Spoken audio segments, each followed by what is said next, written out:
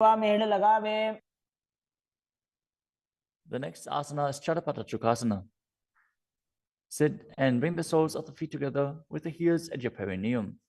Open the knees and place your hands on top of the knees as you gently press them down. Pull your stomach in and up, gaze to your third eye as you visualize Swamiji in your inner space. द्वौ भगतली संपुटधारे आगाने करजार पसारे।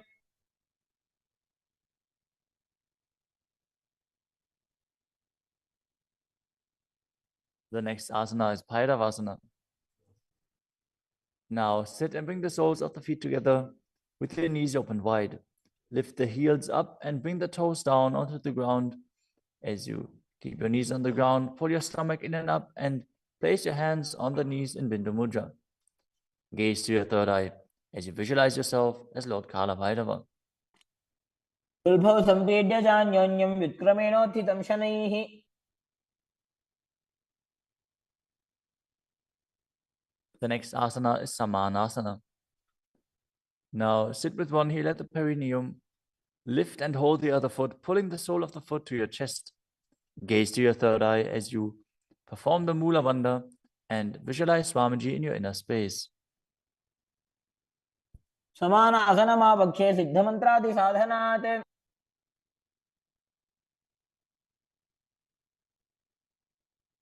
The next asana is Apanasana. As you sit, place one leg on top of the respective shoulder and raise the other foot upwards and straight. Keep the hands on the ground to the sides as you gaze to your third eye and visualize Swamiji in your inner space. परं पादमेकं च स्कन्धे चारोपि यत्नतः। Now repeat Samanasana on the other side. Bring the other heel towards your perineum and pull the opposite foot towards your chest. समान आसनमावक्षे सिद्धमन्त्रादि साधनात्।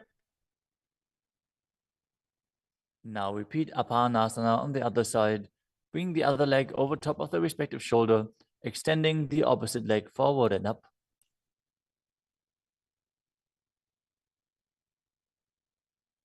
परं पादमेकं च स्कन्धे चारोपि यत्नतः।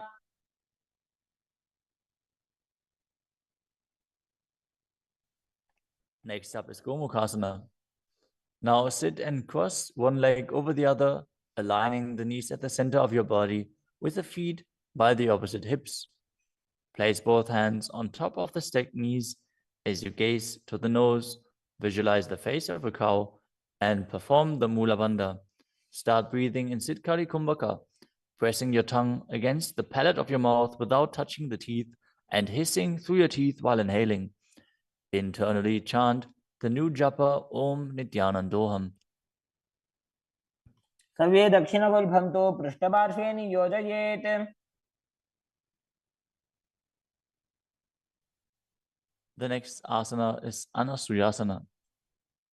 Now maintain the same posture. Hold on to the big toes of the feet in Prana Mudra as you gaze to the tip of your nose and visualize yourself as Rishika Anasuya.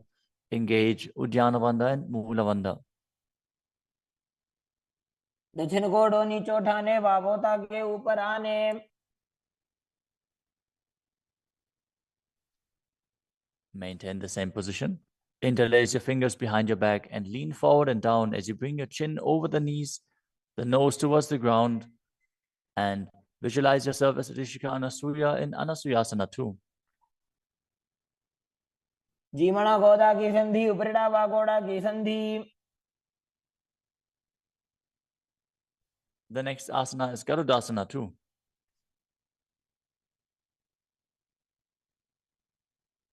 Now sit on the ground with one heel pressed against the perineum. As you keep the opposite foot flat on the ground with the knee raised to your chest. Keep the hands on the respective knee. As you visualize yourself as Lord Garuda, gaze to the nose and perform the Mula Bandha. दावो बगमोडी AD माहिलो Gulf मूल द्वार नीचैदे।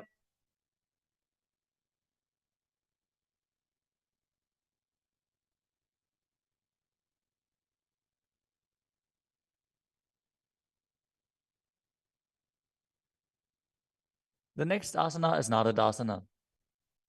Now, sit and place your perineum on top of one heel as you interlace your fingers behind your neck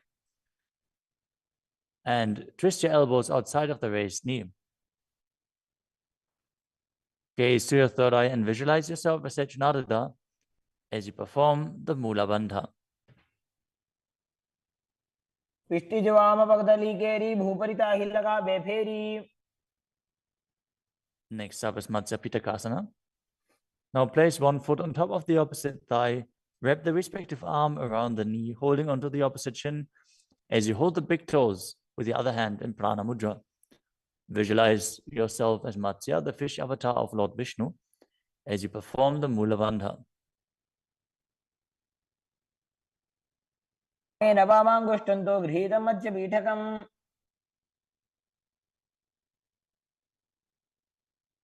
Now slide your knees over top with the other knee on top, repeating the Gomukhasana position on the other side. Gaze to the nose and visualize the face of a cow as you keep hissing through your teeth without the tongue touching your teeth. In Siddhkari Kumbhaka.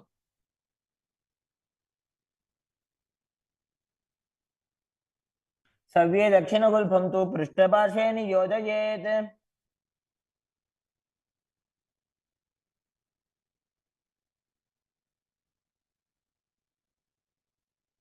Next up is Anasuyasana on the other side. Hold onto the big toes as you visualize yourself as Rishika Anasuya.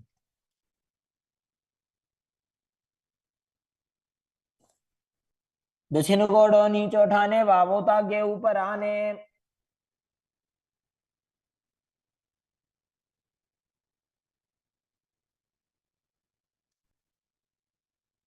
Now, from the same position, interlace your fingers behind your back and lean forward and down, chin over the knees, nose towards the ground in Anasuyasana too.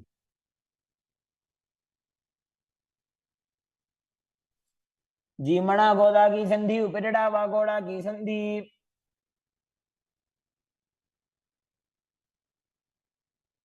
Now repeat Garudasana 2 on the other side, bringing the other heel towards the perineum, knee raised, hands on the knees, as you visualize yourself as Lord Garuda.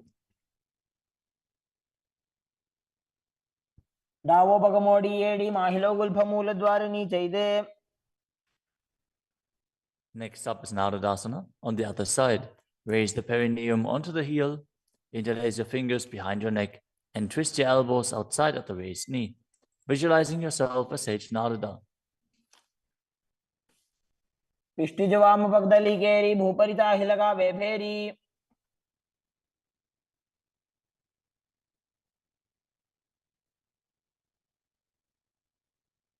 Next up is Matsya Pitakasana on the other side.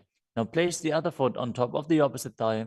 Hold on to the shin and the big toe of that foot as you visualize Matsya, the fish avatar of Vishnu.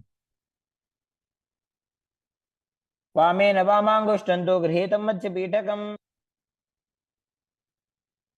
Next up is Matsindrasana. Now place one foot on top of the opposite thighs as you place the opposite foot on the ground, flat. Twist and bring the elbow outside of the raised knee. Keep your raised arm by the neck. Turn your head back and gaze to your third eye, visualizing Matsyendranath, the great sage and master of Hatha Yoga. उदरं पश्चिमाभासं कृत्वा तिष्ठति यत्नतः.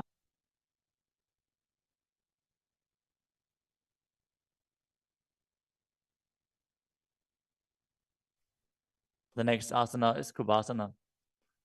From Matsyendrasana, twist and bring your elbow outside of the raised knee as you extend your hand down to the foot, keeping the opposite hand at the respective ear. Twist your body back. Gaze back and up towards your third eye, visualizing yourself as a camel. आसन को गुण झोल हो जाए. Next up is Matsyendrasana 2. Keeping the hand extended down towards the foot, place your hand behind your body onto the ground as you gaze up to your third eye and visualize Matsyendranath. वत्सेन्द्रपीठं जठर प्रदीप्तिं Prachanda रुक्मण्डल खण्डनास्त्रम्. Now repeat Matsendrasana on the other side. Extend the other leg out. Bring the opposite foot onto the thigh as you twist your elbow outside of the raised knee and gaze back.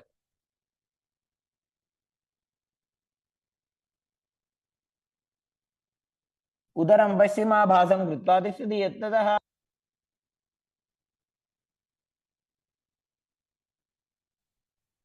The next asana is Kubhasana on the other side. Now hold on to the front big toe in Prana Mudra as you keep the other hand towards the respective ear, gazing back and up towards your third eye and visualizing yourself as a camel. आसन को गुण झोलो जाए. The hand to the ground behind you, twist your body even further as you visualize Matsyendranath in Matsendrasana too.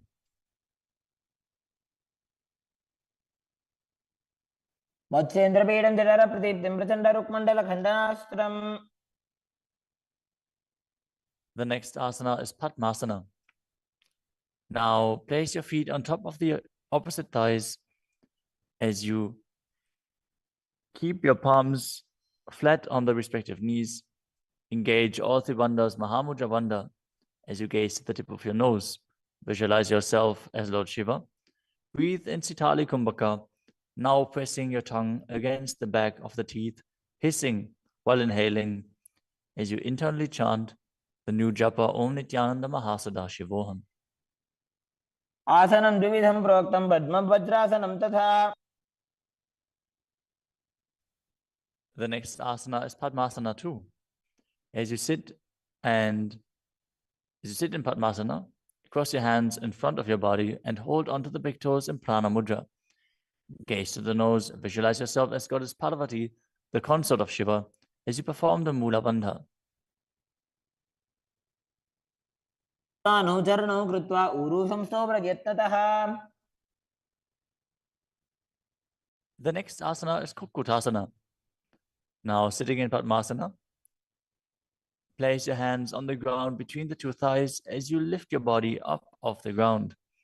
Visualize yourself as a rooster as you breathe calmly in Sahajra Kumbhaka and perform the Mula Bandha. पद्मासनं सुसंस्थाप्य नान्बोरौरन्तरे करो.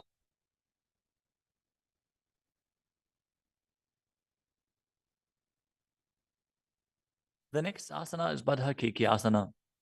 From Padmasana, raise up onto the knees as you bring your hands flat on the ground with the fingers pointing backwards. Keep the elbows together, press them against the navel, and then lean forward. Find balance and extend your knees up off the ground. Visualize Swamiji in your inner space as you perform the Mula Bandha.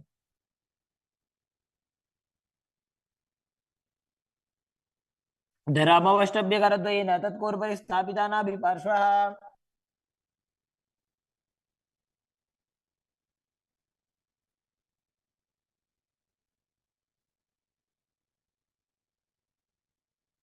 The next asana is Mayurasana. While on your knees, place your palms on the ground with the fingers pointing backwards. Keep your elbows at the navel, lean back, lean forward, find balance, and extend your legs up off the ground, visualizing yourself as a peacock as you perform the Sahajra Kumbhaka and engage the Mula Bandha.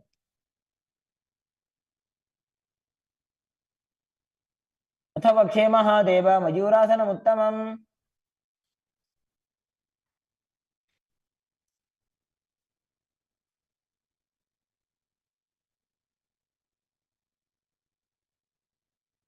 Next up is Makarasana. Lay down on your stomach with the feet pointing outwards and the forehead on the mat. Interlace your fingers behind your neck as you visualize yourself as a crocodile and perform the Mula Bandha. अध्यासश्येते हृदयं निधाय भूमौ च पादौ च प्रसाद्यमानौ. As you lay on your stomach, place your hands on the ground beside your chest. Raise your legs up, bring the thighs off the ground, visualizing yourself as a locust in Shalabhasana. अध्यासशेते करयुग्म वक्षो भूमिमवष्टभ्य करयोस्तलाभ्याम. The next asana is Ushtrasana. As you lay on your stomach, bring your hands to the feet. Pull the feet down towards the ground outside of your hips. As you visualize yourself as a camel and perform the Mula Bandha. अध्यासशेते पदयुग्म व्यस्तं पृष्ठे निधाय विधृतं कराभ्याम.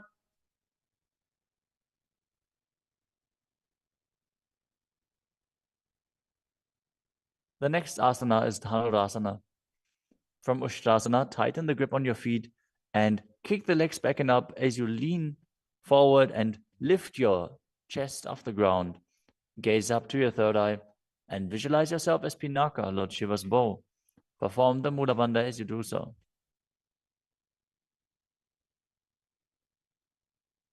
त्रिसार्यपादौ भुजदण्डरूपौ करौते पृष्ठे धृतपादयुग्मम्. The next asana is Bhagasana. Now come to a kneeling position with your feet flat on the ground, sitting in between the two heels. Place your hands on top of the knees. Visualize Swamiji in your inner space. Breathe calmly through your nose in Sahaja Kumbhaka. As you gaze to your third eye, contract the perineal region in Mula Bandha and internally chant Om Nityananda Paramashivoham. उल्टा मोड़ी पाओ तो वैसे बहुरो जगते करे कैसे. The next asana is Gohi Asana. From the kneeling position, place your elbows on the ground, shoulder width apart. As you interlace your fingers, bring your head towards the ground and hold it with your hands. Now raise your hips up. Walk your feet forward until your hips align with your shoulders. And then raise your legs up off the ground and pull the knees close to your chest. Try to touch your chin with the knees as you roll your body up in the inverted posture. Gaze to the nose and visualize Swamiji in your inner space. दो हाथ की कहुनी जोई पुनिह कलाजी जाने दोई. Now, from Gohi Asana, extend your legs up straight into Shirshasana. Gaze to the nose and visualize Swamiji in your inner space as you perform the Mula Bandha. विपरीतं मण्डलं च द्विधैव विदितं हिनः. Gently lower your body down and come to a seated posture. Now sit with your hands behind your calves and stretch your legs up. Bring your forehead to the knees as you come to a vertical position with your legs. Visualize Swamiji in your inner space and perform the Bhastika Kumbhaka, rapidly exhaling from your diaphragm, pushing the air out without inhaling, like the bellows of a blacksmith. We're going to perform Bhastika Kumbhaka for the next few asanas, so keep your core engaged and rapidly breathe through your nose. दो हाथ पग बाहर आने घोड़ा तरे काकसी ठाने. The next asana is Parighasana. Now sit and extend your legs out and up at a 45-degree angle. Bring your hands behind.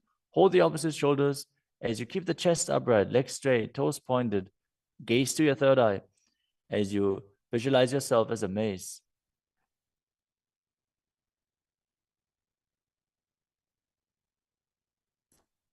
उत्तानशयनं कृत्वा पादौ मिलित्वा प्रसार्य. Keep breathing rapidly as you sit and extend your legs out and up at a 45-degree angle.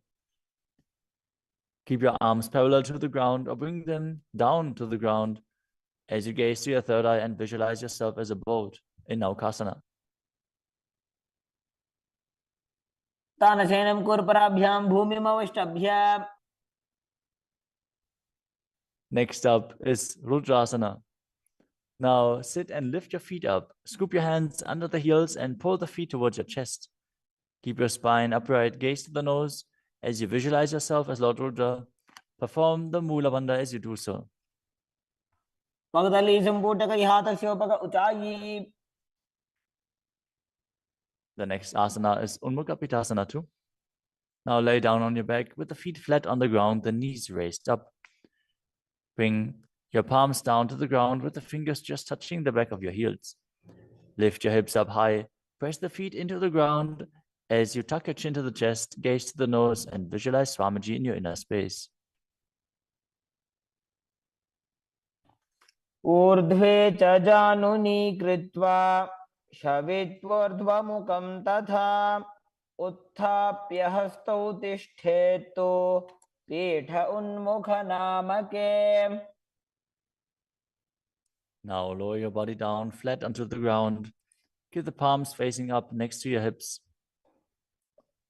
As you contract the perineal region and forcefully pull the Kundalini Shakti up along your spine towards your Sahasrara Chakra in Shakti Chalan Mudra.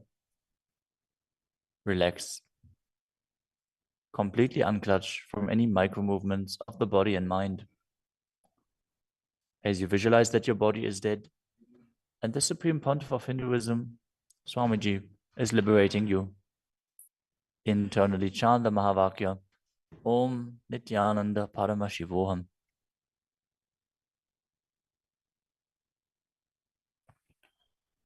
उत्तानं शववद्भूमौ शयनं तुषवासनं शवासनं श्रान्तिहरं चित्तविश्रान्तिकारकम्.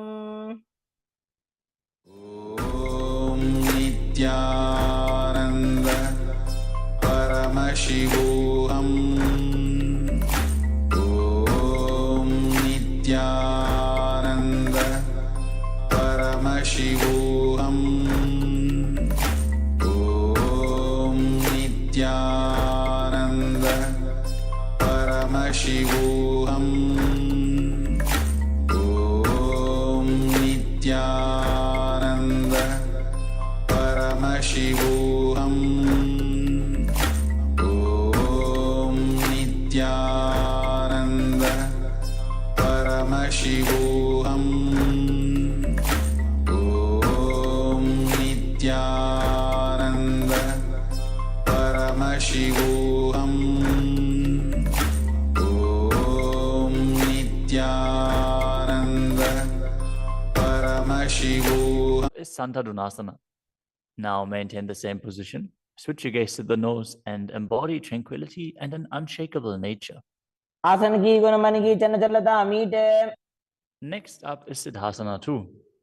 Maintain one heel on top of the other as you bring your hands to the navel, cupping your palms over the other, resembling a lotus flower in Samputa Mudra, as you visualize Swamiji in your inner space and perform the Mudra Bandha. ऋजुकाय समासीन सिद्धासनमुदीरितम्. The next asana is Bandha Yoni Asana. In this asana, we are going to perform the Shanmukhi Mudra, which can increase blood pressure. So if you have blood pressure related issues, don't perform this asana. At least pay attention to your body and practice caution. Now set your sankalpa of manifesting through the womb of creation as you maintain the same sitting posture, and then exhale fully as you bring your little fingers beneath the bottom lip, ring fingers above the upper lip, middle fingers closing the nostrils, ring fingers over the eyes, and the thumbs closing the ears. मध्ये महादेव बन्धयोन्यासने शृणु. The next asana is Virasana. Place one foot on the thigh and the other foot under the opposite thigh. Touch your thumb and index fingers together in Bindu Mudra. Place them on top of the knees as you embody the space and state of bravery. Vida. एकं पादमथैकस्मिन् विन्यस्योरुणि संस्थितः. The next asana is Valmikasana. Now keep the left heel on the right side of the regenerative organs and the toes under the thigh, with the right foot on top of the left, with the toes by the knee. Keep your hands on the knees, thumbs and index fingers touching. Gaze to your third eye and visualize Sage Valmiki, the great poet, sage, and author of Ramayana. दावा बगगी बगदली पुनी AD है Zoya. The next asana is Joni Mudrasana. Now keep your legs in the same position. करें। Next up is the Jatara Parivriti. This asana consists of 3 steps. We are going to perform all 3 steps and then repeat them on the other side. Let us first enter a neutral position, which is laying on your back with the knees to your chest and the arms reaching out to the sides at shoulder level. Now visualize Swamiji in your inner space, perform the Mula Bandha and focus on the upward flowing prana in Pratyahara Kumbhaka. As you perform the first step, which is bringing one knee to the side onto the ground while extending the other leg down. Now bring both knees bent to the side. Straighten both knees to the side, hold onto the feet and gaze in the opposite direction. परिवृत्ति को क्षिभागे त्रिदाहि परिकीर्तितः। Now come back to the neutral position, arms extended out to the sides and the knees pulled to your chest. As you drop the other knee towards the ground, extending the other leg down. Now bring both knees to the side and extend both knees to the side, gazing in the opposite direction. परिवृत्ति को क्षिभागे त्रिदाहि परिकीर्तितः। Next up is the Dvipadapitam. As you lay on your back, bend your knees and place your feet flat on the ground. Hold onto your ankles and lift your hips up, gazing to the nose and visualizing yourself as sturdy as a bridge. As you start breathing in the Mocha Kumbhaka, as you keep the Jalandhara Bandha engaged while exhaling, force the air out. Breathe through your nose in Sahaja Kumbhaka as you perform the Mula Bandha. उत्तानशयनं हस्ततलाभ्यां भूमिम् अवष्टभ्य। The next asana is Shvatanasana. Lay on your back with the knees to your chest. With the hands on the respective shoulders, move your hips in a circular motion and visualize that you're a dog playfully laying on its back. Perform the Mula Bandha as you do so. छवत् शरीरं संस्थाप्य जानुनी सम्मील्य नाभौ वाणीय। Next up is the Viparita Karani. Lie supine, raise your hips and legs up as you extend your hands down on the mat below, helping you balance your body as your legs are raised up. Move your legs in a circular motion as you visualize Swamiji in your inner space and keep Jalandhara Bandha and Mula Bandha engaged. भूतले सशिरो दत्त्वा खेनये चरणद्वयम्। Next up is the Viparita Karani too. Now stop the movement of your legs. Keep them pointing up straight as you visualize Swamiji in your inner space. Karni विपरीताख्या सर्वाधिव्याधिनाशिनी। Next up is Langalasana. As you lay on your back, lift your hips and take your feet over the head with the toes on the floor. Stretch your hands out on the ground behind your back. Clasp your palms, rest on your neck and shoulders as you visualize yourself as a plow. Breathe in Mocha Kumbhaka with Jalandhara Bandha and Mula Bandha engaged. दिवाकण्ठेन भूमिं विष्टम्भा पादाग्रद्वयम् ऊर्ध्वमुन्नयेत्। The next asana is Sajita Paschimottanasana. As you lie on your back in the same position, bring your hands to the feet. Pull your thighs to the chest and hold on to the toes as you keep your arms and legs straight. This is one of the 84 different asanas revealed directly by Lord Paramashiva himself. Visualize Paramashiva as you perform Jalandhara Bandha and Mula Bandha. तानं शयित्वात् कुर्वीत शयितपश्चिमतानकम्। Next up is Supta Konasana. Maintaining the same position, bring your hip over top of the shoulder level and open your legs wide apart. Visualize Swamiji in your inner space. Perform Jalandhara Bandha and Mula Bandha. परिवृत्ति को क्षिभागे त्रिदाहि परिकीर्तितः। The next asana is Chakrasana. Now bring your legs over top of your head, toes on the ground, hold onto the ankles of the feet and roll onto your back, keeping your legs straight. Visualize yourself as a chakra, a wheel, as you perform Jalandhara Bandha and Mula Bandha. पासनस्तद्वौ पादौ कुर्यान्मस्तकतः परो. Next up is Supta Prasarita Parangushtasana. As you lay on your back with the legs vertical, hold on to the big toes in Prana Mudra, and then open your legs wide to the side. Visualize Swamiji in your inner space as you return to breathing in Ujjayi Pranayama, making an ocean-like sound with your mouth. उत्तानपादं क्रौञ्चं च मरीचिं वीरभद्रकम्. The next asana is Supta Padangushtasana. Now, hold onto the big toes and join your feet together above your body, keeping your legs straight and your arms straight as well. Visualize Swamiji in your inner space and perform the Mula Bandha.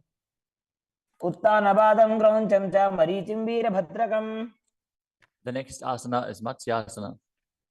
From Supta Padangushtasana, move your legs into Padmasana and lay on your back, holding onto the opposite elbows over your head. Gaze to the nose and visualize Matsya, the fish avatar of Vishnu. Matsyasana. मुक्तपद्मासनं कृत्वा उत्तानशैलं चरेत्. The next asana is Padasharamasana. Laying on your back with the legs in Padmasana, place the backside of the right hand onto the left palm. Gaze to the nose and visualize Rama in your inner space as you perform the Mula Bandha. प्रथमकरे पद्मासन आचे सुदोषो वे भूपरिपाचे. The next asana is Sarvangasana. While laying on your back, legs in Padmasana, lift your hips and legs up. Bring your hands to the hips, supporting you with the elbows on the floor. As you tuck your chin to the chest in Jalandhara Bandha, contract the perineal region in Mula Bandha. Gaze to the nose and visualize Swamiji in your inner space. अथवा क्षेत्र संक्षेपात् सर्वांगासनम् उत्तमम्. Next up is Vrishchikasana. As you lay on your back, one foot on the opposite thigh, lift the other knee towards your head, extend both arms up above your head, and hook the fingers forward, gazing to your third eye and visualizing yourself as a scorpion. प्रथमशेन सूधो शीशिकेशिकी संधि सुदाखे. Now exchange the position of your feet. Repeat Vrishchikasana on the other side. प्रथमशेन सूधो शीशिकेशिकी संधि सुदाखे. The next asana is Vrishapadakshipasana. Now lay on your back and interlace your fingers around the neck as you lift both feet off the ground, extending one leg straight and the other knee pulled to the chest.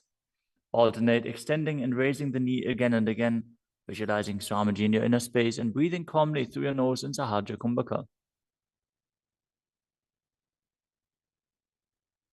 उत्तानशयनं कृत्वा अङ्गुलिभिः कन्द्रां बद्ध्वा. The next asana is Marottanasana. Lay on your back and lift your legs one by one up, touching the knees to your ears as you visualize Swamiji in your inner space. शोत्तानवत् संस्थितिः कृत्वा जानुद्वयं पर्यायेन कर्णयोः संस्पृशेत्. Next up is Vrikasana. Stand tall with the palms together in Namaskara Mudra as you gently bend your knees and keep the toes pointing outwards. Simultaneously open up the palms and raise one heel off the ground as you slightly lower the waist and shoulder of the respective heel, bowing to both sides as you visualize you're holding a bouquet of flowers and offering it to Paramashiva.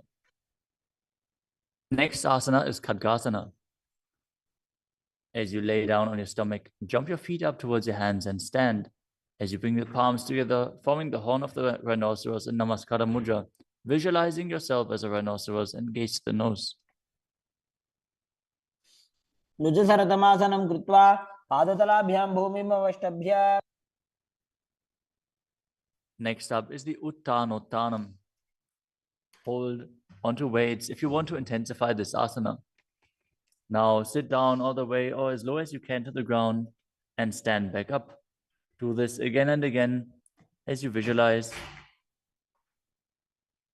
Swamiji in your inner space.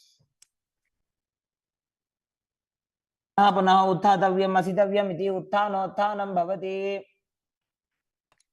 The next asana is Musalasana. Now stand up straight, raise your arms up over your head and jump repeatedly as you visualize yourself as a mace.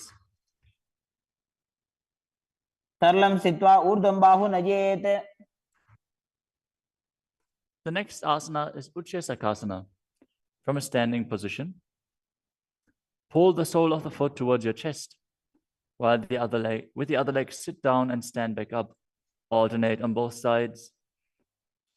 As you gaze to the nose and visualize Swamiji in your inner space. एकैकं पादतलं कुक्षौ निधाय. Next up is the Parshvajanukarana. Now stand and keep one leg slightly bent with the toes pointing to the side. Bend and lift the opposite knee towards your chest, pointing the toes downwards. Keep your arms holding the knee with a hand in a fist as you place the other hand on top of the respective thigh with the fingers pointing inwards. The next asana is Tandavasana. You can hold weights to intensify this asana. Visualize yourself fiercely dancing as Lord Shiva as you stand on one leg with the opposite leg extended forward. Lower your body down to the mat and then stand back up straight. एकेन पादेन स्थातव्यं ताण्डवासनं भवति. The next asana is Brahmanasana. Now place one foot onto the opposite thigh as you stand erect on the mat like a rod. Keep your hands by the sides, visualizing yourself being blessed by Lord Brahma. ब्राह्मणासनमावक्ष्ये यत्कृत्वा ब्राह्मणो भवेत्. The next asana is Garudasana 3. Stand tall and wrap the left leg over and around the right knee as you tuck the left toes on the other side of the right calf.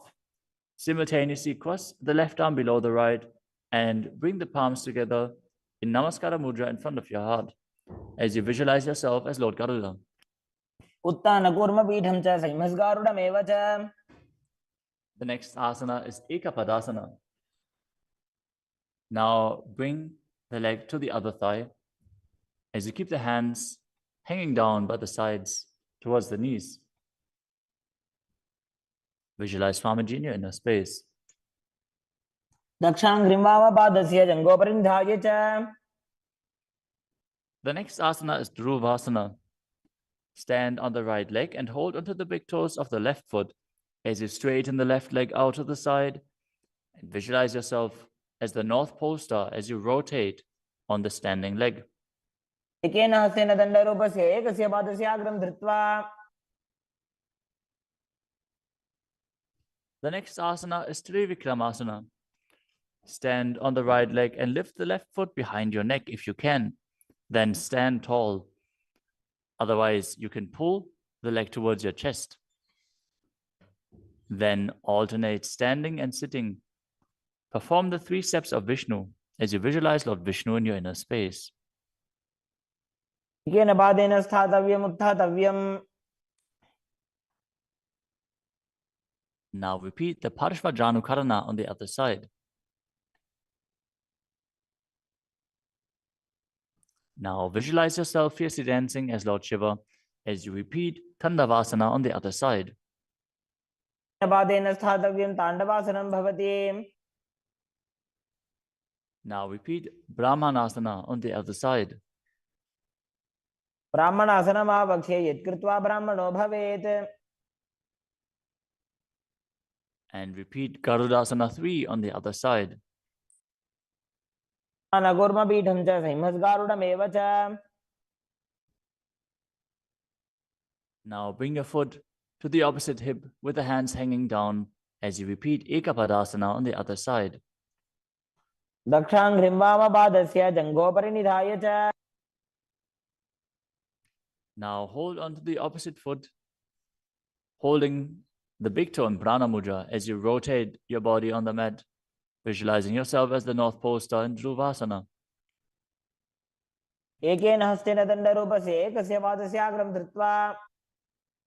Now repeat Trivikramasana on the other side. Bring the other leg behind your neck if you can. Sit down and stand back up while visualizing Lord Vishnu blessing you from within.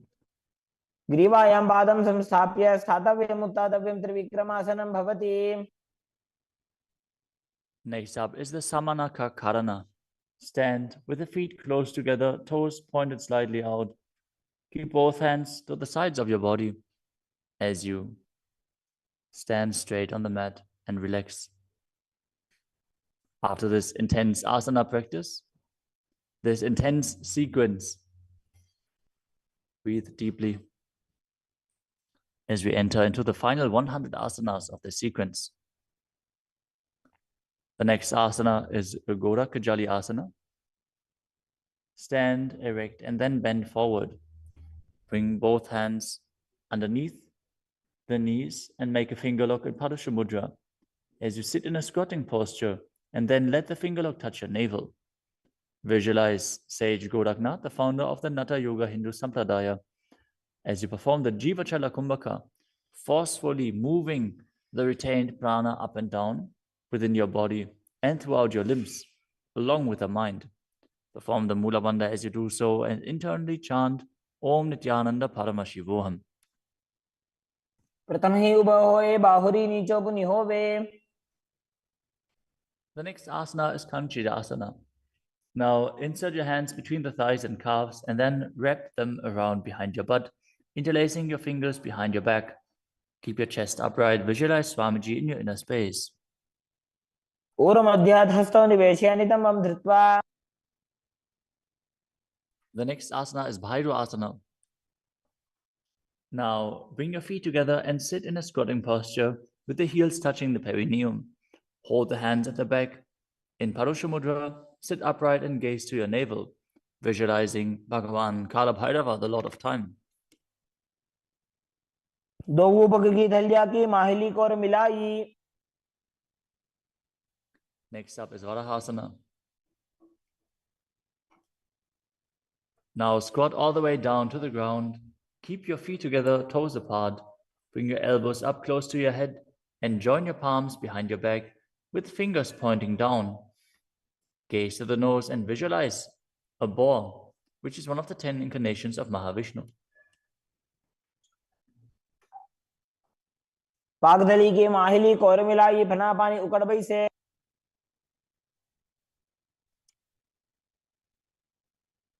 The next asana is Pripitasana. With the heels touching, bring your hips to the same level as your knees. Let your hands hang down. Hold on to the big toes in Prana Mudra as you visualize Swamiji in your inner space and perform the Mula Bandha. पार्श्वद्वयसं मील्य स्थित्वा नितम्बं जानुप्रदेश आनीय. Next up is Bakasana. Now place your hands on the mat, fingers wide, and place your knees onto the back of your arms with the eyes forward. Lean forward and down, lifting your feet off the ground as you visualize yourself as a crow.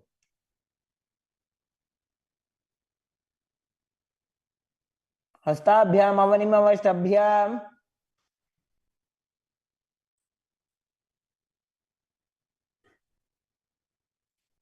The next asana is Sushtanga Kapali Asana. Now kneel down, head on the ground with the palms spread for support. Raise your body on your head and place your legs into Padmasana as you gaze to the nose and visualize Swamiji in your inner space. आसन को गुण कपाल आछो होई. The next asana is Guptasana. Lower your body down onto the mat and sit in a kneeling position.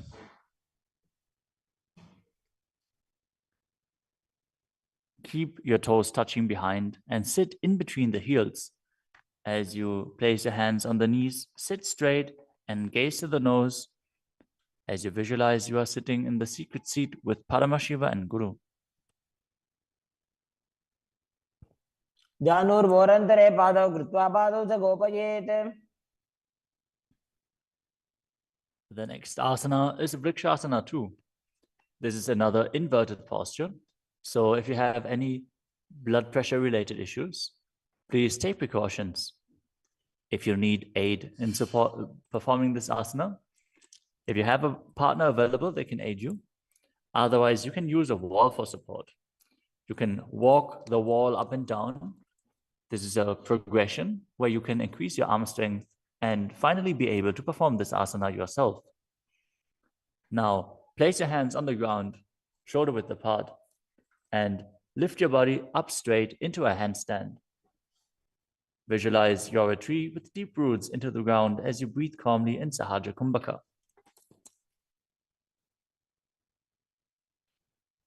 सप्तचक्रक्षालनाद्य vrikshasana विशेषकान्. Next up is Shibo Asana. Move your hands closer together and again enter the handstand posture. Visualize Tejas energy is flowing to your third eye. As you gaze up to your third eye, the Tejas energy will rejuvenate your body. दो पग जोड़ी माही Gulf मिलाए. The next asana is Matsyasana too. Now visualize yourself as a fish as you enter a plank position. Lower your body down to the mat and push it back up again and again as you engage the Mula Bandha. निब्जं शयनं कूर्परो पार्श्वभागायाम् ऊर्ध्वकृत्य. Next up is Sarpasana too. Lie prone on your belly with the hands on the hips and lift your chest to the left and right, visualizing and moving your body like a snake. शयनं कृत्वा हस्तोन्नितम्बं संस्थाप्य. Next up is Nidalambanasana. Lay prone on your belly with the hands in Padma Mudra, the lotus mudra, holding onto the chin. Keep the toes pointing backwards, feet together, as you feel self-supported and completely independent. कराभ्यां पंकजं कृत्वा तिष्ठेत् कुर्परया सुधीः. The next asana is Chaturasana. As you lay on your stomach, place your hands flat on the mat in front. Straighten your arms and bend your knees. Bring the feet towards the upper back and lift your head and chest up, visualizing yourself as an umbrella protecting your guru from the sun rays. अर्ध्यासनवस्थित्वा हस्ततलाभ्यां भूमिं वष्टभ्य.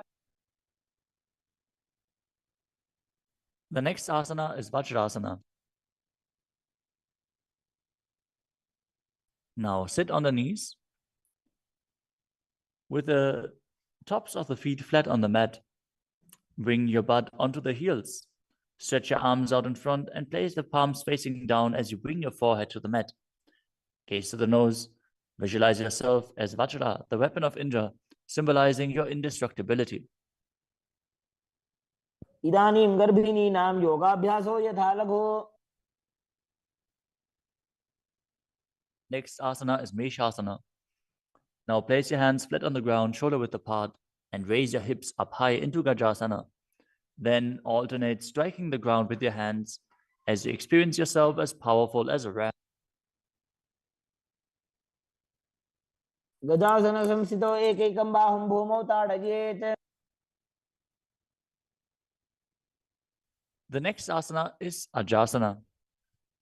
From Gajasana position, lift your legs up into the air and slowly bring your forehead to the ground. Visualize yourself as unborn, existing for all eternity. गजासन संस्थितो पादद्वयम् अन्तराले कृत्य. The next asana is Dhanantarasana. As you sit on your heels with the legs together, interlace your fingers around the toes. Pull the feet towards your perineum and then place your hands on the respective knees.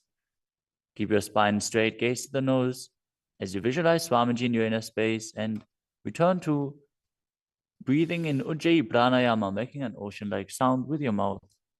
पूर्व विधि परिहाता की काकसीस्यो भणा शरामोडी. Next up is the Angamotanam. Interlace your fingers in front of your body and then behind you, stretching your arms forward to the sides and backwards as you give massage to various different joints and muscles within your body. Visualize Swamiji as you do so. हस्तयोः अङ्गुले बद्ध्वा हस्तयोर्मध्यात् सर्वमङ्गं निष्कासयित्वा. Next up is Garudasana form. Now sit on your heels in Vajrasana as you turn your feet out to the sides. Keep your thighs and knees resting on the ground. Keep your spine straight, hands on the knees. Visualize yourself as Lord Garuda, flying Lord Vishnu and Lakshmi on his back. जङ्घोरुभ्यां धरां पीड्य स्थिरकायो द्विजानुनाम्. Next up is Ananda Mandirasana. Now sit with your legs folded back, the toes pointing backwards, the knees wide, with the hands below the ankles. Keep the front of your buttocks on the ground as you gaze to your third eye and visualize yourself residing in the blissful space of a temple. अथ वक्षे वीरनाथ आनन्दमन्दिरासनम्.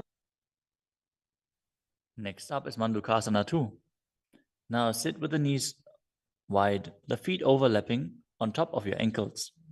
Keep your hands underneath the knees, gaze to the nose, and visualize yourself as a frog as you perform Uddiyana Bandha and Mula Bandha. पृष्ठं संपीड्य गुल्फाभ्यां जान्वङ्गे सवलयाकृतिः. The next asana is Narasimhasana. As you keep your toes on the mat with the heels up and together, place your perineum on top of the heels. Keep your palms on the ground with the fingers spread wide apart, thumbs touching the base of the hand, touching the toes. Gaze to your nose, stick your tongue out and exhale forcefully. Visualize Narasimha, one of the 10 avatars of Vishnu, as you perform the Mula Bandha.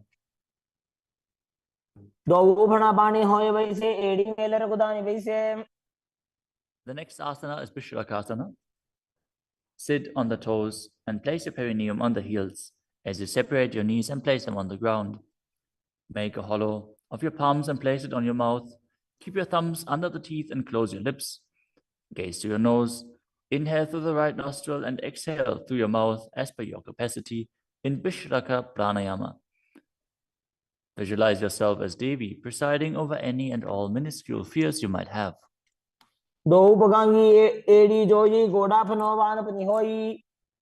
The next asana is Makadasana. Now bring the soles together at the top of the feet on the ground.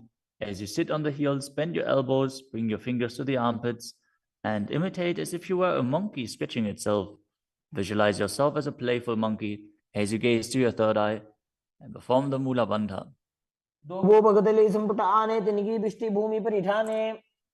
The next asana is Vajrasangadasana. Stand on the toes with the soles of the feet together. Sit on the heels, keep your knees wide and off the floor. Hold your elbows behind your back as you gaze to the nose. Embody a diamond-like strength for yourself and your Sangha, your spiritual community. The next asana is Kanjanasana. Now keep the toes down, ankles crossed behind, and sit on the heels. Place your palms on the mat to the sides as you gaze to the nose and visualize perfect health beyond any and all physical or mental ailments.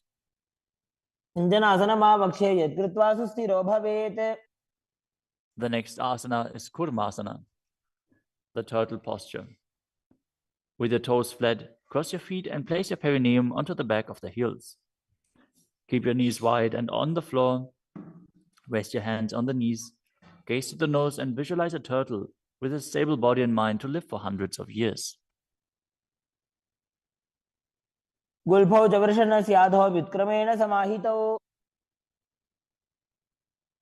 next asana is Yogasana.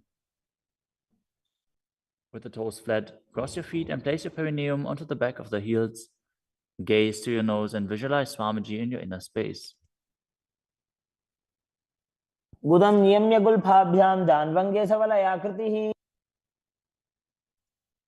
The next asana is Vijogasana. Now stand on your knees. Cross your ankles behind with the feet near the opposite knee. Hold the calves with the fingers inside and the thumbs outside as you gaze to your third eye and visualize a space of eternal oneness, Advaita, with your Guru.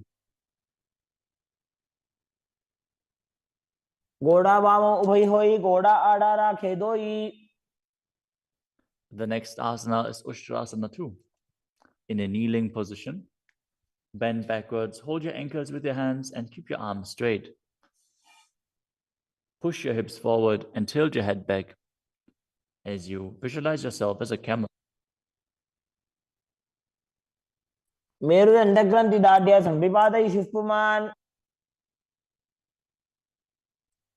Next up is Jatyasana 2.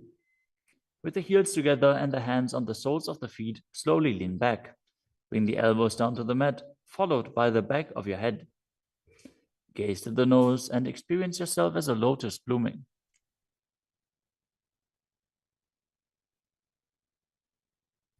दो एड़ी संपुट करे, 16 मूल द्वार इधर इधर है। Next up is Viryatasana. Sit on the knees with the thighs and calves together. Lean back and touch your back to the ground. Then rise back up. Do this again and again as you visualize the healing and liberation of all causal subtle forms of your body.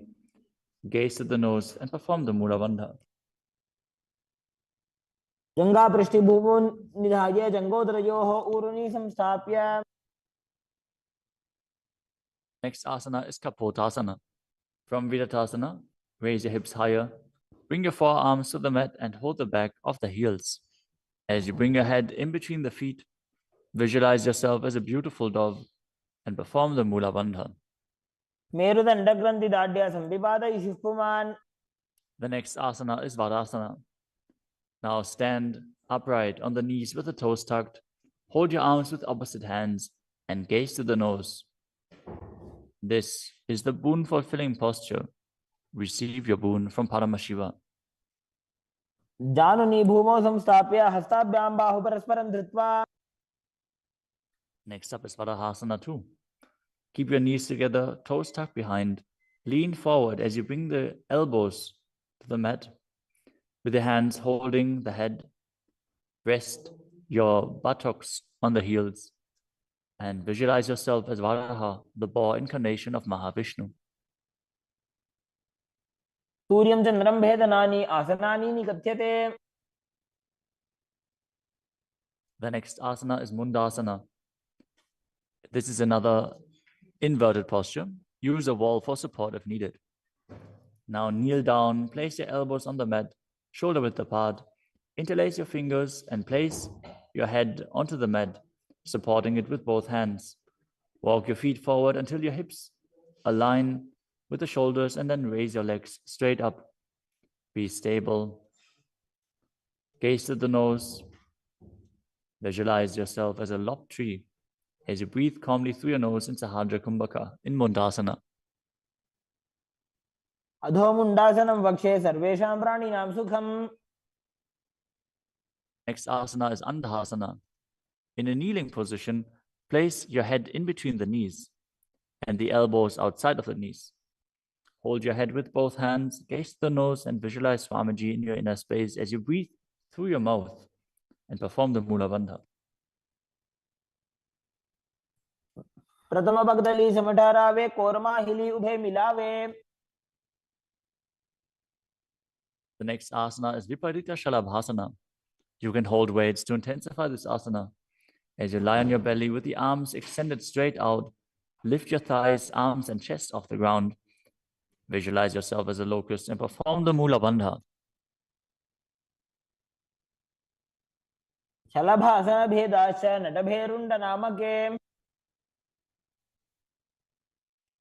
The next asana is Kapalasana. Lie on your belly with the arms at the side, palms facing down. Keep your forehead on the ground and keep your chest on the mat as you lift your legs up together. Visualize yourself as a skull, representing the mind with purified thoughts and the strong will to attain enlightenment. कपालं भूमो निधाय ऊर्ध्वं पादौ नयेत्। The next asana is Akasha Kapotasana. As you lay on your stomach, keep your hands by the sides and lift your legs up over your head. As you slowly place your feet on the mat in front of your head, keep the palms flat on the mat behind, visualizing yourself as a free and open dove. As you breathe in Sahadra Kumbhaka and perform the Mula Bandha. उष्ट्रासने स्थित्वा चरणौ भूमेरुत्थाप्य। The next asana is Chatakasana. As you sit on your knees, bring the chest down so the navel touches the knees and keep your hands and elbows flat on the ground.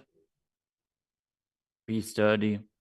Visualize yourself as a sparrow as you perform the Mula Bandha.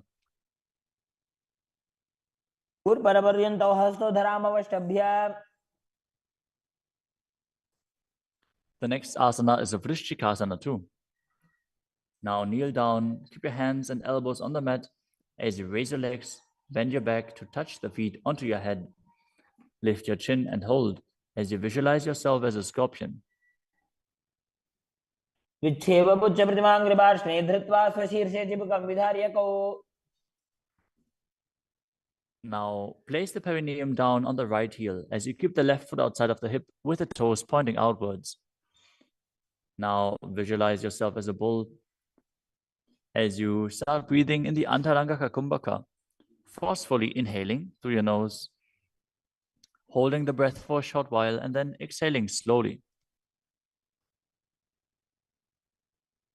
याम्यगुल्फे पादमूले वामभागे पदेतरम्. The next asana is Lulasana. From the kneeling position, place your hands flat on the mat in front. Lift your knees off the ground and cross the toes over the left. The left toes over the right as you balance above the mat and visualize Swamiji in your inner space.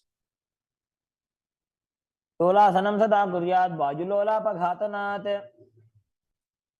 Now directly place your perineum down on the other heel as you repeat Vrishasana on the other side. याम्यगुल्फे पादमूले वामभागे पदेतरम्. Next up is Balagunasana. Now place the left toes on the ground and sit on the heel of the left foot. Place the right foot flat on the ground with the knee raised against the chest. Keep your palms on the respective knees as you maintain an upright position.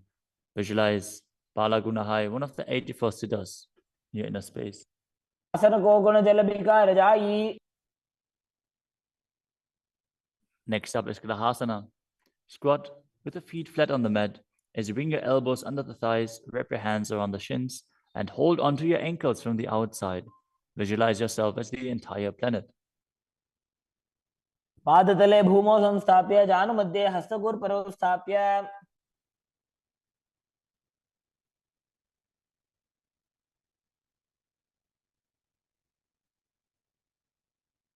Next up is Balagunasana on the other side.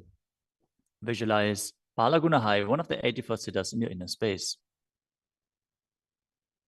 आसन को गुण जल विकार जाई. Next up is Utkatasana. You can use weights to intensify this asana.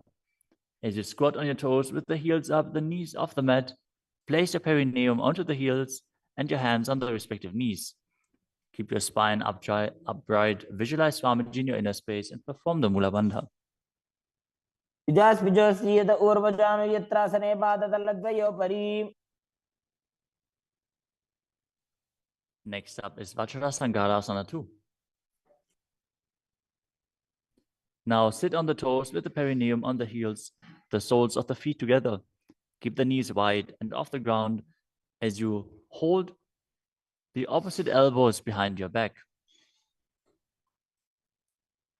Gaze forward as you visualize Swamiji in your inner space.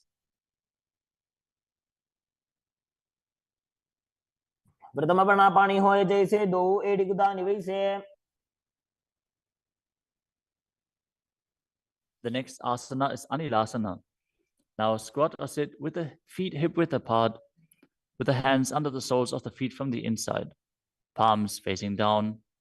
Keep your arms straight, elbows at the navel, and gaze to the nose as you visualize you are able to consume and live off of air alone.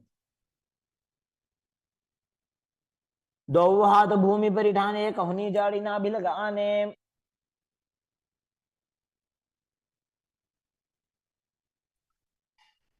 Next up is Padukasana. Now place the back of your hands on the mat with the fingers facing towards your body.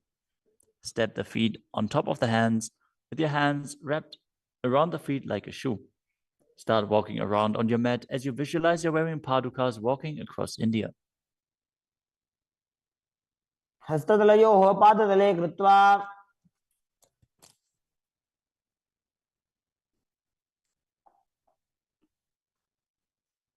Next up is Kukutudanasana. Now place your palms on the mat, raise both feet upwards into the air and let them fall back down. Do this again and again as you visualize yourself as a rooster. हस्ततले भूमौ कृत्वा पादतले च ऊर्ध्वमुड्डानं कृत्वा. Next up is Viparita Nrityasana. Now place your hands on the mat and raise your legs upwards into a handstand. As you move around on two hands dancing, feel yourself become free of all inhibitions. हस्ततलाभ्यां भूमिं वष्टभ्य. Next up is Kunjarasana. Now separate your feet and place one palm down on the mat with the arm straight. Bring the opposite arm towards your head. Be stable. Visualize Swamiji in your inner space. Breathe calmly in Sahadra Kumbhaka and perform the Mula Bandha. अथ पक्षे Mahadev कुञ्जरासनमुत्तमम्. Now exchange the position of your hands. Repeat Kunjarasana on the other side. पक्षे Mahadev कुञ्जरासनमुत्तमम्. Next asana is Kadambasana. Sit on the ground with your feet flat and the heels close to your body. Hold the respective ankles with your hands as you lift your feet off the ground and visualize yourself as a Kadamba tree, a pious tree that promotes a long life. पार्श्वभ्यां भूमिं वष्टभ्य हस्तद्वयेन गुल्फौ धृत्वा. Next up is Bhavana Muktasana. Now sit with the heels at the perineum, hold the knees with your hands and press them towards your chest. Visualize any excess water being released or balanced within your system as you perform the Mula Bandha. स्तुपादयोः पाणिं लात्वा स्वस्वनितम्बके. The next asana is Chakodasana. Now sit and lift one leg behind your head as you place both hands flat on the mat. Extend the opposite leg up with the knee straight as you lift your entire body up off the ground. Keep your chin up, gaze to your third eye and visualize yourself as a powerful source of energy.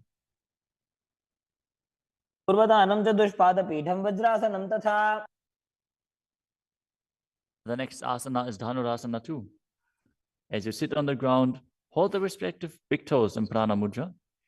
As you keep one leg straight and pull the other foot towards your ear, visualizing yourself as a bow. पादाङ्गुष्ठौ तु पाणिभ्यां गृहीत्वा श्रवणावधि. The next asana is Ashtavakrasana. Now lift the left leg over top of the left shoulder and bring the right foot across. Hook it over the left foot. Lean forward and down while extending the legs out to the side. Lift up your head and chest, find balance and visualize yourself as a flying crane. पाशिष्ठमथ कौण्डिन्यम् ऊर्ध्वकुक्कुटमेव च. The next asana is Pranasana.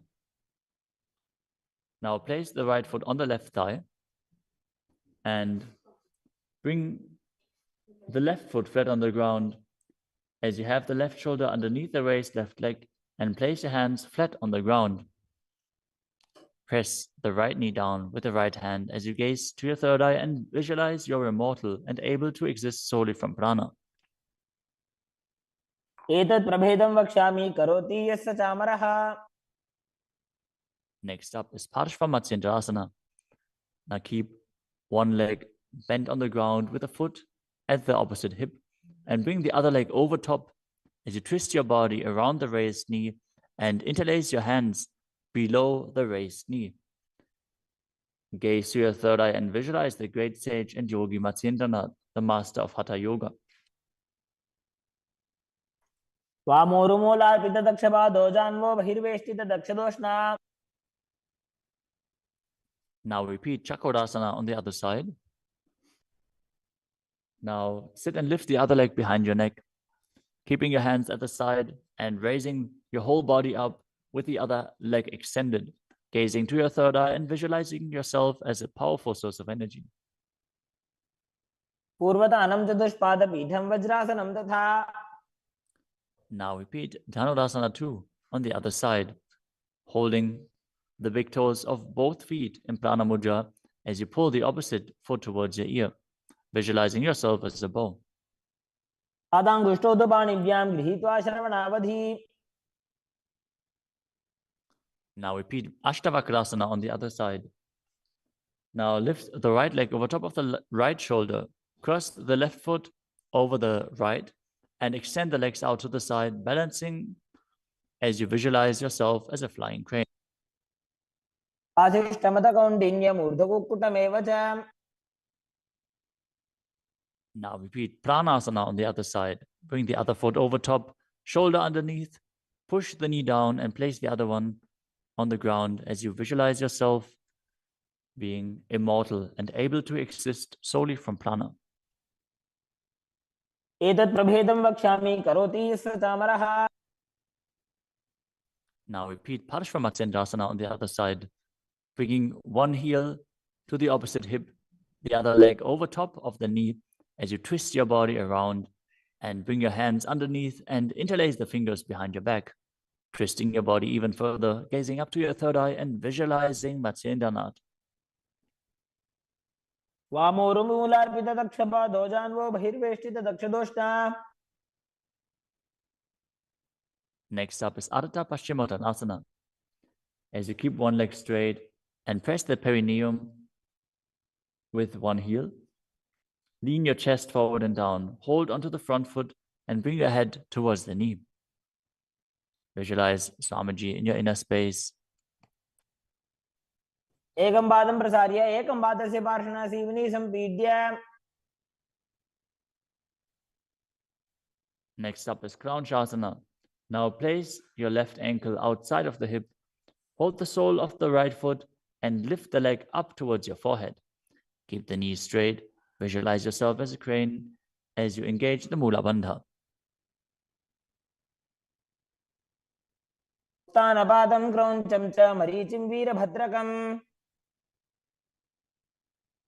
Now repeat Ardha Paschimottanasana on the other side, keeping the opposite heel against the perineum, leaning forward and down. Perform the Jivachala Kumbhaka, moving the prana up and down within your body. एकं पादं प्रसार्य एकं पादस्य पार्श्वनासीवनी सम्पीड्य. Now repeat Kranchasana on the other side. As you bring the other heel outside of the hip, extend the opposite leg up, holding the foot with the knee straight, visualizing yourself as a crane.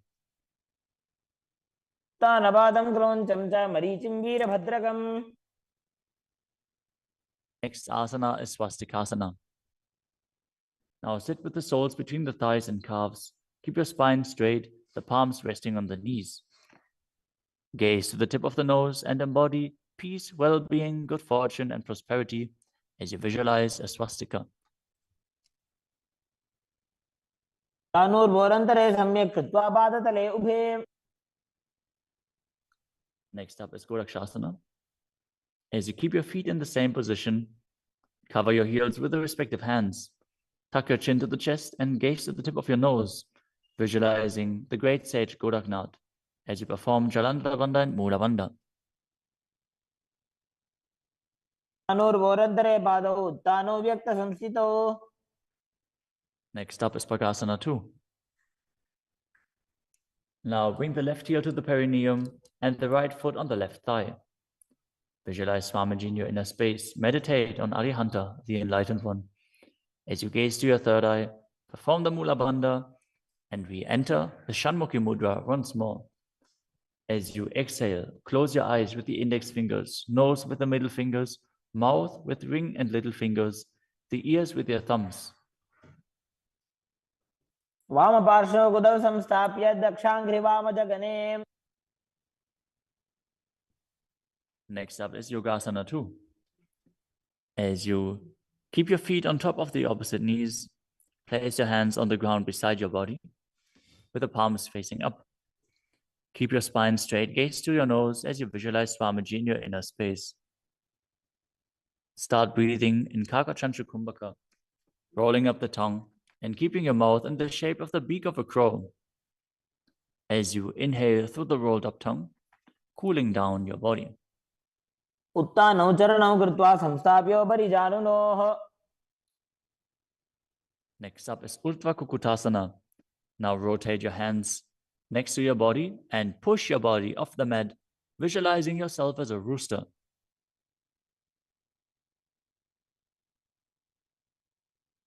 वासिष्ठमदकौण्डिन्यम् ऊर्ध्वकुक्कुटमेव च.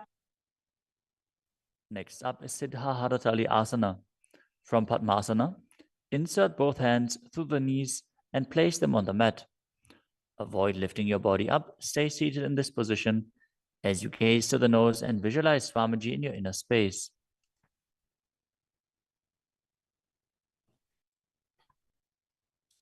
प्रथम पद्मासन को करे, हस्त दो वो गोड़ासन धरे. Next up is Hamsasana. From Padmasana, lift your body off the ground as you gaze to your third eye and visualize yourself as an elegant swan. Kukkutasana स्थित्वा स्कंदपर्यन्तं मूरोनि नीत्वा. Next up is Karmukasana. From Padmasana, place your hands between the thighs and calves. Lean forward, and while sitting, reach your hands behind your body in Parasha Mudra.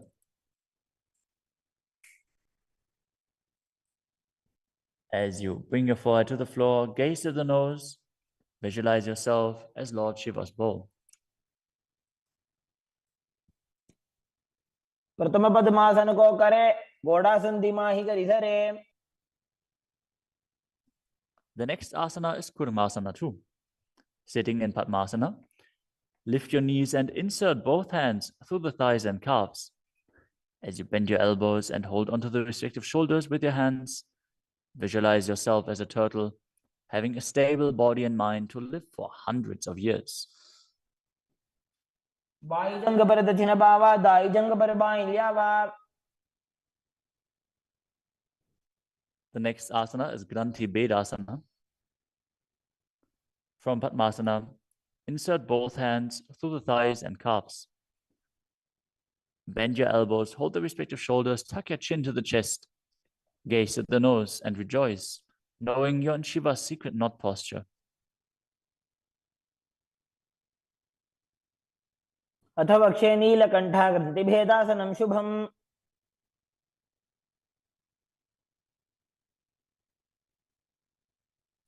The next asana is Uttana Kurmasana.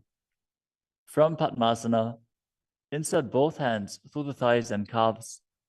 As you roll onto your back, hold onto the respective shoulders with your hands and gaze to the nose, embodying a turtle laying on its back.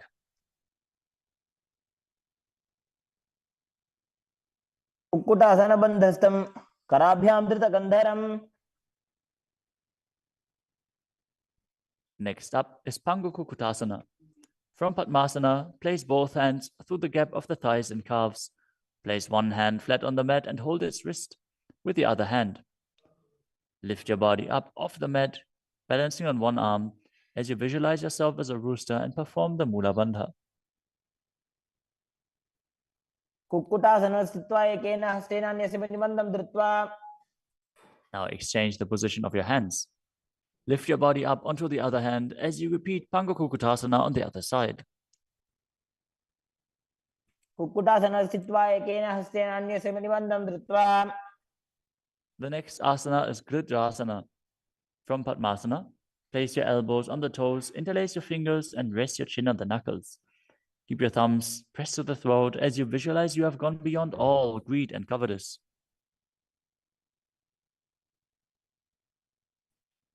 जानोर्भोरन्तरे पादौ उत्तानो व्यक्तसंस्थितौ. Next up is Padmasana 3. From Padmasana, hold one hand over the other with the palms facing upwards. Keep your spine straight, gaze to the nose, and visualize Swamiji in your inner space as you perform Mahamudra Bandha.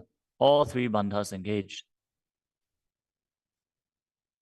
उत्तानौ चरणौ विधाय विधिवत् शक्तिस्थितौ योगिरात्. Next up is Padmasana 4. From Padmasana, place your palms on top of the knees. Keep your spine straight, gaze to the nose, engage the Mula Bandha, and visualize Paramashiva in your inner space. एतत् पद्मासनं कुर्यात् प्राणवायु प्रसिद्धये.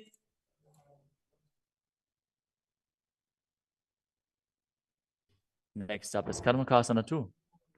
From Padmasana, keep the left hand on the left knee and hook the right hand around the big toes in Prana Mudra with index and middle fingers. as you pull your elbow back as if you're pulling a bowstring, moving the big toe in a circular motion. Visualize yourself as Pinaka, Lord Shiva's bow, as you repeat the movement on the other side as well. आसनमावक्ष्ये योगपूरकरक्षणात्. Next up is Kadamukasana 3. From Padmasana, cross your arms behind your back and hold onto the big toes in Prana Mudra as you gaze to the nose and visualize yourself as Paramashiva's bow.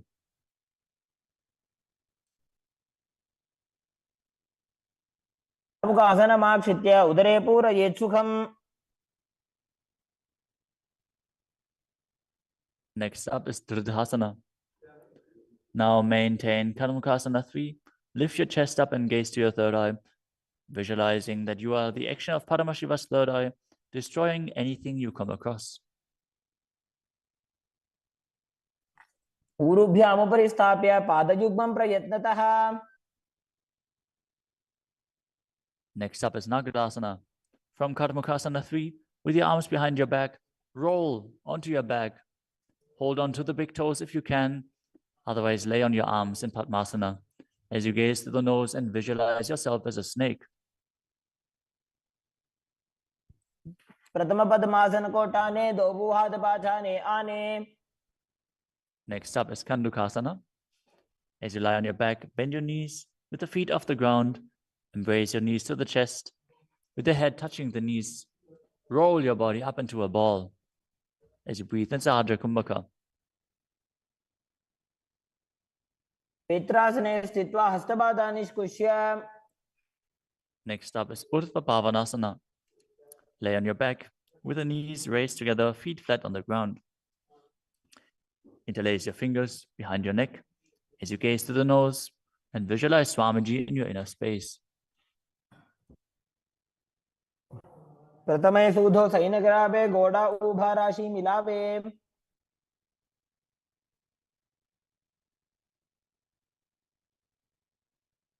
Next up is Marakata Pitasana. Lie on your back and bend your knees as you keep your feet flat on the mat and place the upturned palms underneath your heels. Lift your hips up as you visualize yourself as a powerful alpha ape. Perform the Murcha Kumbhaka with Jalandhara Bandha and Mula Bandha engaged. उत्तानशयनं पादतले उत्तानहस्तयोः स्थापयेत्. Next up is Uttana Shiki Pitakasana. Lie supine and raise your hips up. Support your hips with your hands, placed at the waist, as your elbows bear the weight of your body. Press your chin to through the throat, gaze to the nose, and visualize Swamiji in your inner space. जङ्घोरुबलहीनश्चेत् उत्तानशी पीठकम्. Next up is Nadakasana. As you lie supine, raise your hips and legs up.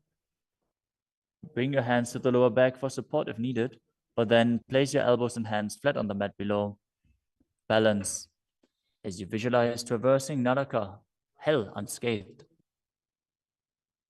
ग्रीवाकण्ठेन भूमिं विष्टम्भ. Next up is Tiryanokasana. From Nadakasana, bring your hands to the lower back and keep your elbows on the mat. Raise your legs up vertically and slowly lower and angle them down, keeping your core engaged. Visualize your abode crossing the ocean of samsara. नौकावत् स्थित्वा ऊर्ध्वं पादाग्रद्वयं नजेत्. The next asana is Dvajasana. Now bring your arms back flat on the mat. Keep your legs straight as a flagpole as you visualize yourself as the Kailasa flag, respected across all nations.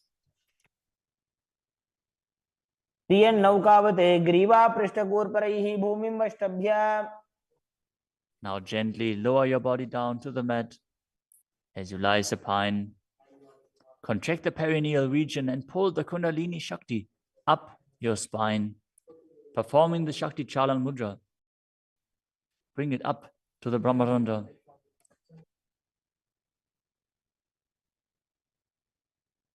As you completely relax, unclutch from any micro movements of your body and mind, visualize your body as dead and the Supreme Pontiff of Hinduism, Swamiji,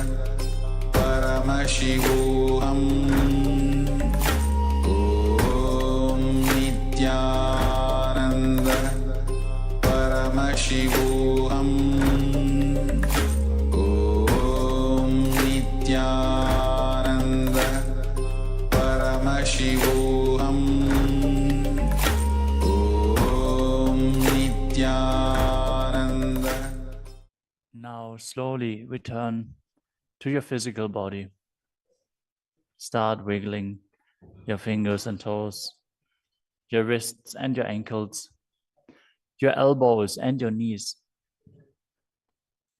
Raise your knees up towards your chest and circle them with your hands, rocking your body from side to side. As you slowly return to a comfortable seated position.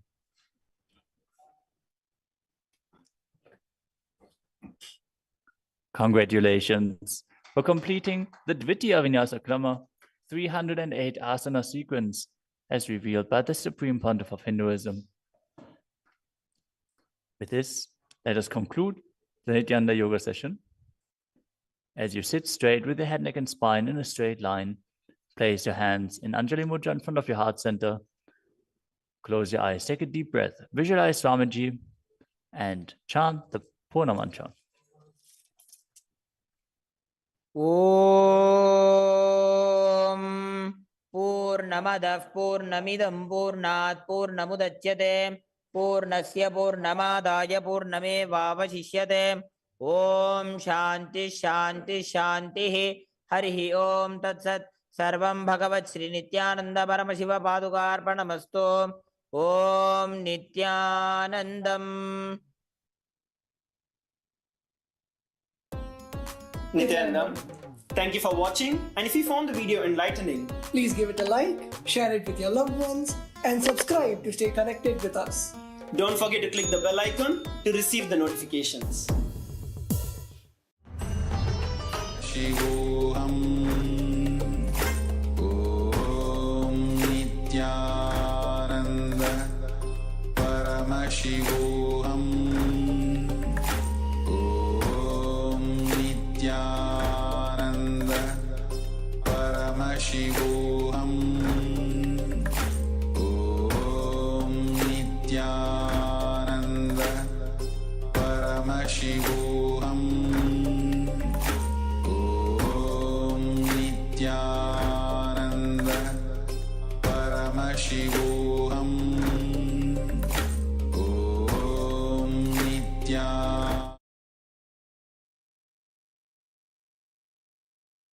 नित्यानन्दं परमसुखदं केवलं ज्ञानमूर्तिं द्वन्द्वातीतं गगनसदृशं तत्त्वमस्यादिलक्ष्यम् एकं नित्यं विमलमचलं सर्वधी साक्षिभूतं भावातीतं त्रिगुणरहितं तत्पुरुं तं Namami. Yes, Nityananda, all of you.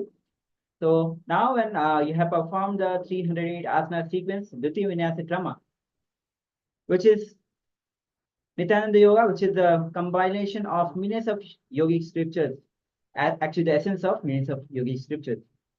And Swamiji has especially designed this. And on this International Yoga Day, Swamiji has said that even though AI is taking over the whole world, in this revolution, if you are able to maintain your conscious sovereignty, then you are actually leading the world. You have, with yoga, if you perform yoga every day, 97% of the disease, health problems just gets simply healed completely. So after this intense 308 asana sequence, when you have performed, your kundali is, your body is energized, awakened with kundali shakti. So now it's time to manifest the power. When your body is volted with energy, this is the time to manifest the power. So let's enter into manifesting the powers of third eye. So I request all the participants in the Zoom, YouTube, and other social media platform to be ready with the third eye blindfold reading, because we'll be doing the blindfold reading. So Keep your eyes closed with the blindfold. Have few things with you, the blindfold, the pen and paper to note down the revelations, what is being revealed to you through your third eye. So with this, we'll be entering into the SAS Pramana. Meanwhile, I request all the participants to have these items with you, the blindfold, pen and paper to note it down. Now, here's the beautiful words from Vigyan Bhayavatantra. Kapalantarmanonyasya tishthanmilitalochanaha kramena manasodharyat lakshaye lakshamuttamam. The translation of this beautiful verse goes as, by fixing the mind on the inner space within the crown center and sitting stably without any movement, having the eyes closed in succession, by that stability of the mind and the inner space through the power of Lakshyam, or third eye, one directly sees the ultimate goal, Lakshyam, by having the vision beyond that sight that reveals any object or place, attaining the space of oneness with the source, Paramashiva. Now, with this, when we have gone through the Sastra Pramana, now it's time to manifest the powers of Paramashiva. So let's get ready. With the blindfold, please put your eye bands on your eyes. Keep your eyes closed. We'll be manifesting today, seeing numbers blindfolded. So we'll be projecting with the numbers and with your eyes closed, eye bands on your eyes, you have to see what is being revealed to you through your third eye. So just keep your eyes closed. Put your eye bands on your eyes and see what is appearing and getting revealed to you through your third eye. Yes, you have to use your third eye, not your two eyes, not your logic. So when you are manifesting this power, keep yourself totally relaxed. Let Paramshat flow through you. Chant Mahavakya intensely. Ask Swamiji to flow through you. Feel completely relaxed, unclutched space, complete completion to manifest the state, space, and powers of Paramashiva. Vibrate with Mahavakya. Om Nityananda Paramashivoham. Drop all your identities that you're carrying. Visualize Paramashiva has come down as Bhagwan Nityananda Paramashiva. And you are Bhagwan Nityananda Paramashiva. Let Paramsha flow through you.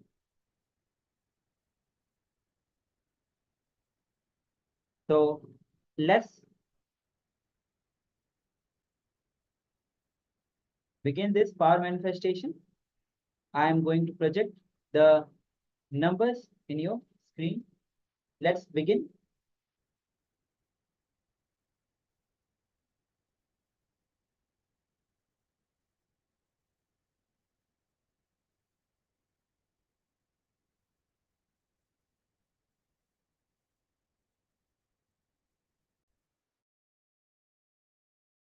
Om Nityananda Paramashivoham. Om Nityananda Paramashivoham. Om Nityananda Paramashivoham. Om Nityananda Paramashivoham. Om Nityananda Paramashivoham.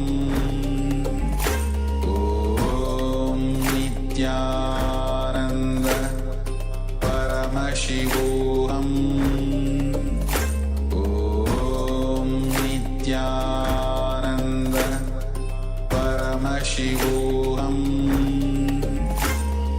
Om Nityananda Paramashivoham.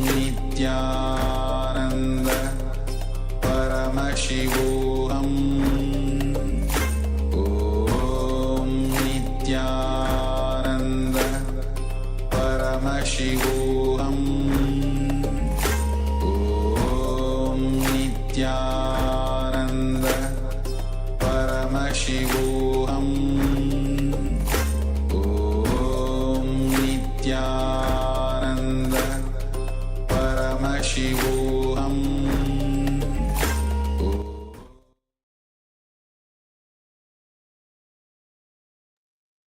Now slowly, very slowly, you can relax and you can open your eyes. You can remove the eye bands from your eyes.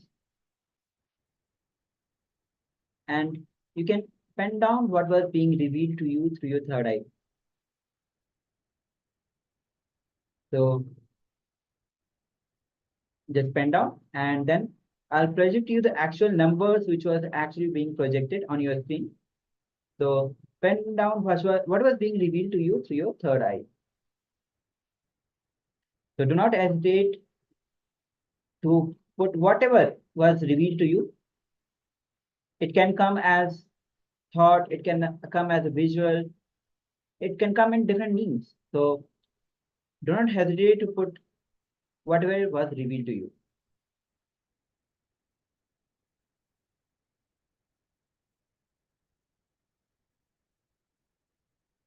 Yes, I can see few of the participants have commented. Sheen He has put number 5.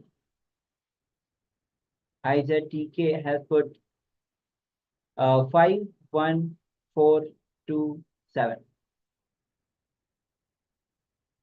Okay, so any more participants they want to share their power manifestation, they can share it now. Then we can project you the actual number which was being projected. So when you are manifesting this power of third eye, do not use your logic. Third eye is seat of the Paramashiva itself. So when you start manifesting this power at the beginning, you may manifest as like even one letter, so and all. So that is okay. That's good to start with. So another there's another number that one of the participants is 11452563. So let's see what was being actually projected. So as you can see, the number that was being projected is 556. So congratulations to Seen he has put the number 5, and the congratulations to our participant IZTK. She has put the number 5,